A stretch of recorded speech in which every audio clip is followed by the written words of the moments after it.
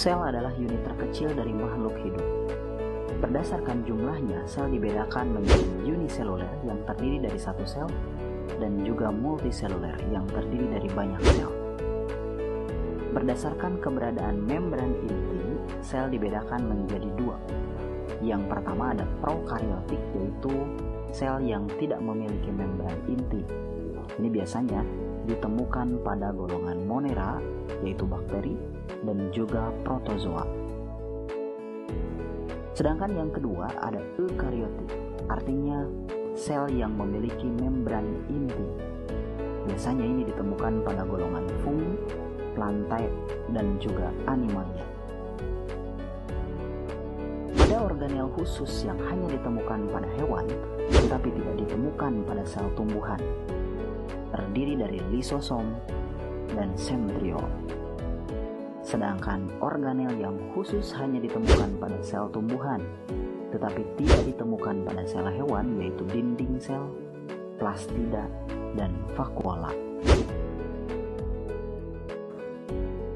Pada sel hewan, organel yang pertama yaitu nukleus. Nukleus berfungsi untuk mengatur seluruh kegiatan sel. Selain itu, nukleus juga berperan untuk membawa sifat. Mitokondria. Mitokondria berfungsi untuk respirasi seluler yang bertujuan untuk menghasilkan energi. Selanjutnya ada badan Golgi yang berfungsi dalam proses sekresi dan juga ekskresi zat. Selanjutnya ada centriole. Centriole berperan dalam proses pembelahan atau reproduksi sel. Organel yang selanjutnya ada retikulum endoplasma. Retikulum endoplasma dibedakan menjadi dua. Yang pertama ada RE kasar. Biasanya pada RE kasar ditemukan ribosom di bagian permukaannya. Sedangkan yang kedua ada RE halus dan tidak ditemukan adanya ribosom di bagian permukaannya. Retikulum endoplasma berfungsi sebagai alat transportasi intraseluler. Selain itu, juga bisa berfungsi untuk menyusun fosfolipid, glikolipid, steroid, dan detoksifikasi. Selanjutnya ada ribosom, organel kecil yang berfungsi untuk sintesis protein. Selanjutnya ada membran sel. Membran sel ini tersusun dari fosfolipid bilayer yang berfungsi untuk mengatur lalu lintas zat dan juga pelindung. Selanjutnya ada sitoplasma. Sitoplasma adalah cairan yang ditemukan di dalam sel dan berfungsi sebagai tempat metabolisme. Metabolisme adalah reaksi kimia yang terjadi di dalam sel. Selanjutnya ada lisosom. Lisosom berperan penting dalam pencernaan intrasel, dan lisosom dibentuk oleh badan Golgi. Selain organel yang tadi disebutkan, juga ditemukan ada sitoskeleton atau rangka sel yang terdiri dari mikrotubulus yang berperan untuk membentuk silia, centriole, dan juga flagella. Selain itu, ada mikrofilamen yang berfungsi untuk membentuk aktin dan juga miosin dan bertanggung jawab pada pergerakan sel.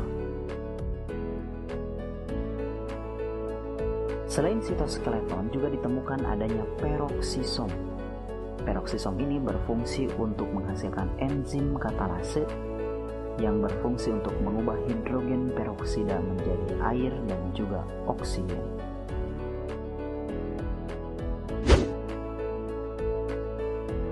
A plant cell, similarly to an animal cell, contains a cell nucleus, in which genetic material is stored in the form of DNA. Inside the cell nucleus, there is the nucleolus.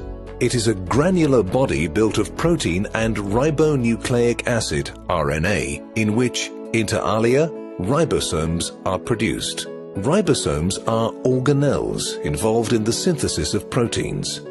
Some of them are attached to the endoplasmic reticulum.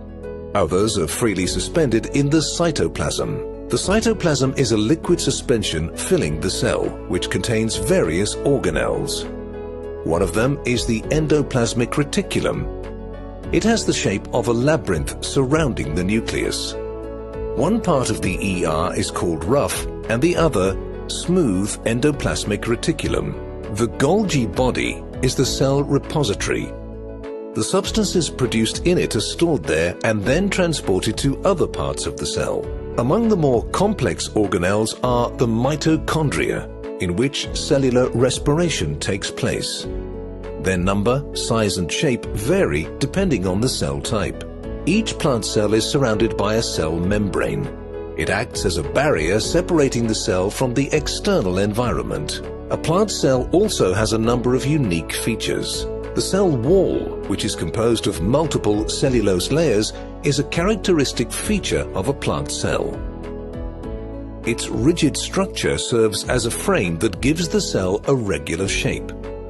The cell wall protects the cell against water loss, while allowing the flow of various substances from and into the cell. The plant cell can use solar energy as fuel for the production of the organic compounds it needs. This is possible through chloroplasts found in the cell, which are also known as green bodies.